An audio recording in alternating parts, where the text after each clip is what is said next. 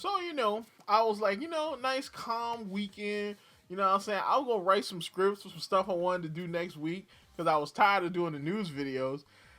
And lo and behold, news falls upon me. The greatest leak in Pokemon history, probably one of the biggest leaks in video game history, probably one of the biggest leaks since the Nvidia leaks, or maybe like the daggone Insomniac leaks. It's crazy, dog. Bruh, I'm talking like Beta Venus, waifu. Okay, friggin' Skyla was apparently Mexican. Okay, well, the Embor line is boring trash just consistently. This thing exists. This nightmare fuel. The genies had legs at one point. Bro, this is not a Pokemon. This is a this is a freaking Death by Daylight boss. All right, and then Diglett has a body, bro. It's crazy. Bro, it's crazy, man. We got to talk about it.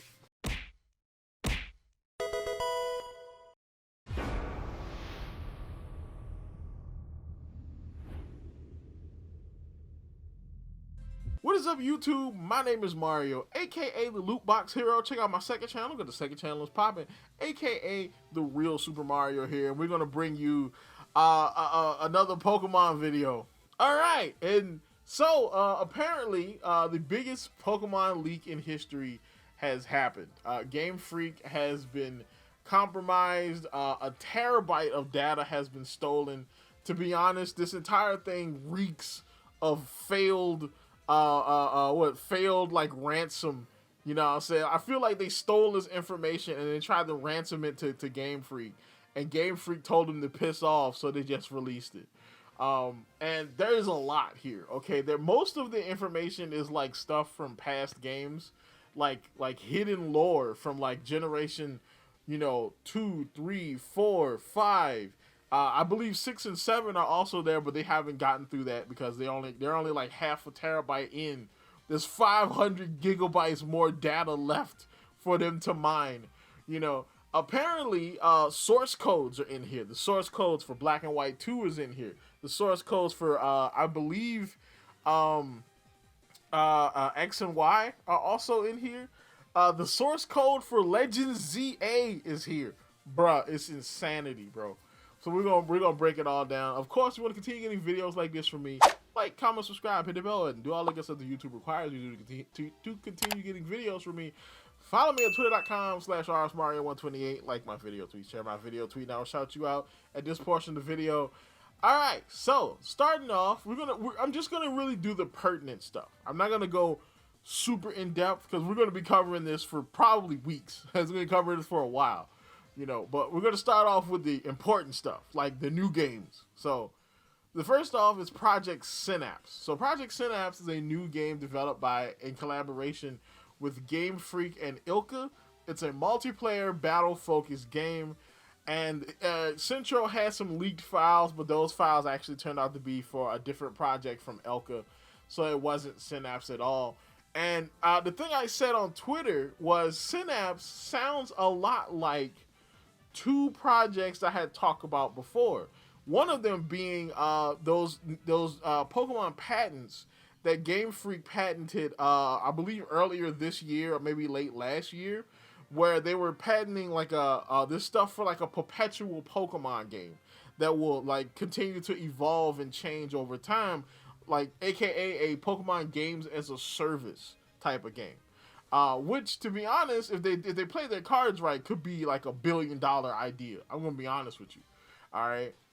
Because Pokemon tends to lend itself to a games as a service model. I mean, if you really think about it, And then the other project being like the battle focused, stadium like Pokemon Revolution like game. And I think if you smash these two ideas together, you got a banger. All right, I would play the crap out of this because a lot of what I do as far as playing Pokemon is competitive battling. I do a lot of showdown, what I'm saying? I do a lot of that kind of stuff, So a game like this would be perfect, where I could just do competitive battling and make teams and all that kind of stuff. Remember, this was a feature that I believe Riddler Q said was gonna be in Scarlet and Violet, but they cut it. You know, the ability to like make, you know, competitive teams.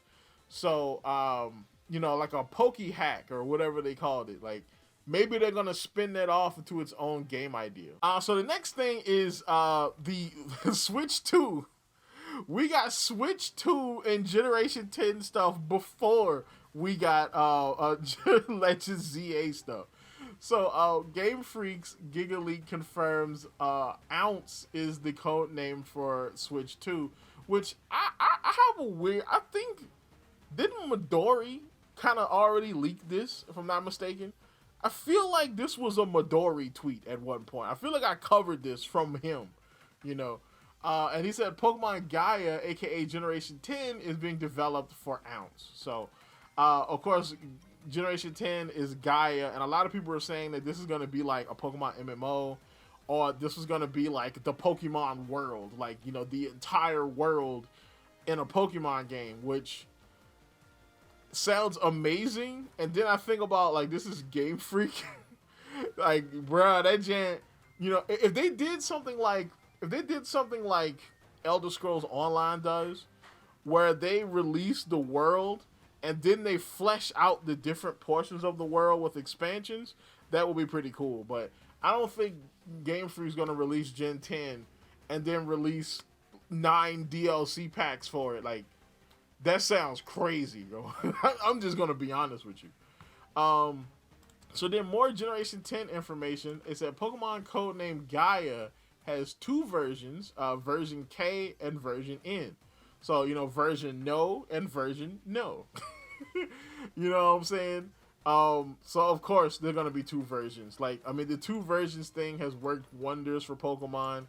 It's one of the reasons why most modern Pokemon games sell, you know, above 10 million copies, because there are 2 versions. Then of course Teraleak, you know, he comes in and he has I believe he has a Discord that has the leaker on it, or a lot of the leaks on it, and apparently the leaker has the source code for Legends ZA. Now from the Game Freak notification, this breach happened back in August, so we can say that maybe that they have a version of the game from August, or maybe even earlier than that. So this game could be from the first part of 2024. So this is probably an earlier build of Legends ZA. He says, update on the current state of Pokemon Legends ZA in the data breach. They have all the details to wreak havoc. It says, consider it in late beta. Main story done. Very few placeholder art in the very last mission of the main storyline. Already good work of English translation, enough to be played in English. Around 50% of the side quests not working, not finished, / machine translated with placeholder text. So essentially he's got it, and so they're saying that he might be holding it hostage, like, oh, he's still continuing to bargain with Game Freak to try to, you know, get some money or whatever he wants out of Game Freak. Otherwise, he threatens to release Pokemon ZA. So, boy, if Legends ZA gets released, like, that's... I don't even think I'm going to like that, to be honest. I don't think I'm going to... I mean, I'll cover it because, of course, I want to know. And I've been in an 8-month drought of Pokemon information. I'm not going to just not cover it. But the fact of the matter is, I don't think I like the fact that it's being done this way. I like leaks being done... Like, you know, there's an insider that's dropping information like Riddler Q style. I don't like this whole, oh, I'm gonna steal it and then throw it to the world. Like, I think that's some trash right there.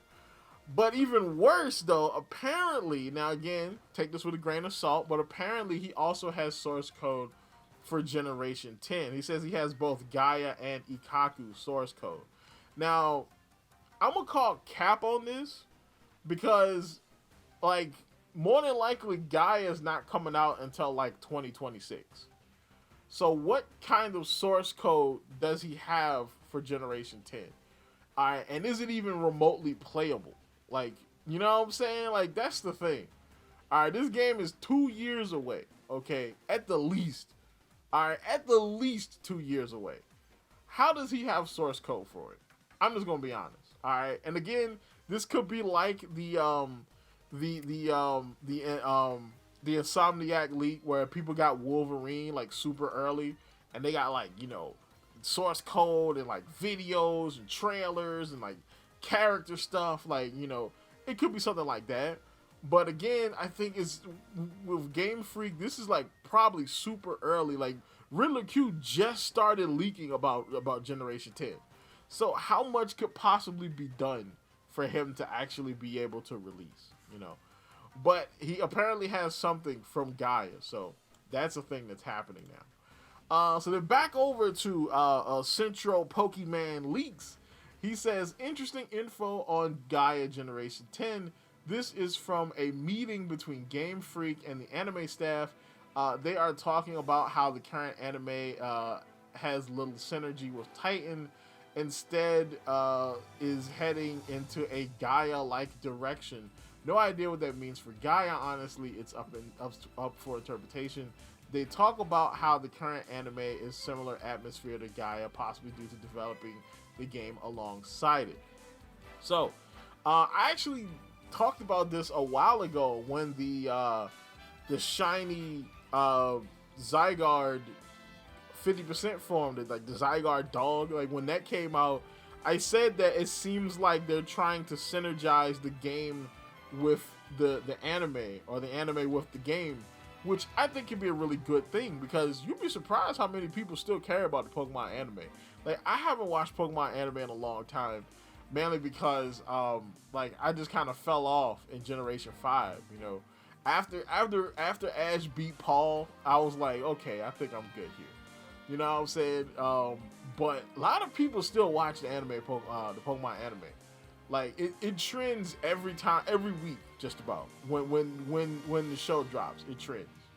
So the meeting, they talk about Zygarde's appearance, and Ewau, who is, I believe, the head of Oriental Light and Magic, who are the studio that does the Pokemon anime. He says, I'm slightly concerned because even in Ikaku, Zygarde's normal form appears. The placement of its appearance worries me a bit. And then Omori, who is one of the producers at Game Freak, he says, it might be better to time it to introduce Zygarde or something similar later. And then Sugimori, who is also with Game Freak, says, Ken Sugimori, everybody knows Ken Sugimori, that will be better. And then Matsumiya, who I'm not sure if he's with OLM or if he's with Game Freak. I feel like I've heard his name before, so he's probably with Game Freak. And he says, I feel like they're just choosing things based on color. How can we create synergy with a surprise element of Mega Evolutions in a game and the anime, in the games and the anime? And then Sugimori says, I'd like them to push it back as much as possible, bringing Zygarde in later rather than saying don't include this Pokemon. We should focus on timing and consistency with their appearances. And then Matsumiya says, since we've removed the island hopping aspect, there's no more worry about cannibalization, but I'm still worried about the school setting disappearing completely. It's tragic that we... Oh, this is Sugimori, by the way. It's tragic that we start by going to school because we want to, but then suddenly we can't go anymore. Yeah, I could understand if a kid who doesn't want to go to school goes on an adventure, but then Omori is like, the synergy with Titan is lacking, so it might be nice to have a school segment, to have more school segments along the way. It feels like such a wasted opportunity. Which, since so many anime take place in schools, it's crazy that the one time Pokemon has a school that it's not really big in the anime. That is kind of crazy, though. The Sugimori says, I don't understand why we're skipping Titan instead of heading in a Gaia-like direction. And then Omori says, make it alongside Gaia, risk creating similar atmosphere. So basically, I'm not sure if that means like spoiling Gaia, you know, or spoiling the tone of Gaia, which means I guess they're gonna be thinking about a lot of new stuff because you know, Anti-Poke right now is about new characters, new stories, all that kind of stuff. So maybe that's what they're thinking. But all in all, it seems interesting. I might have to start watching Pokemon Horizons now. I might have to go back to watching the Pokemon anime now. Also, with Legends ZA, it looks like Mega Zygarde is happening, as well as Mega Zero Aura, which is actually kind of interesting because Mega Zero Aura kind of explains the whole scarf thing, right? Because, I mean, Zero Aura kind of does look like he has a scarf, even though I think it's a tail, but it looks like a scarf. So I guess that's what it is. I guess Deoxys, Keldeo, and Zero Aura, you know. And it was originally planned for release in 2024, which would explain why the game is practically done, you know, but they just have to do the side quests and extra stuff. So I guess they were going to release it this year, but then they decided to push it off to next year so they can polish it, maybe add more content. All right, YouTube, that's about it for this episode. So this was just the pertinent stuff, the new stuff, the Gen 10 stuff, the Legends ZA stuff, you know, the Switch 2 stuff. So some of the other stuff, as far as like the live action show, more updates on the anime, we're going to talk about that in a separate video because I think this was the most important stuff. So I decided to go ahead and to cut this here. So that's about it for this. Like, comment, subscribe, and I will see you tomorrow.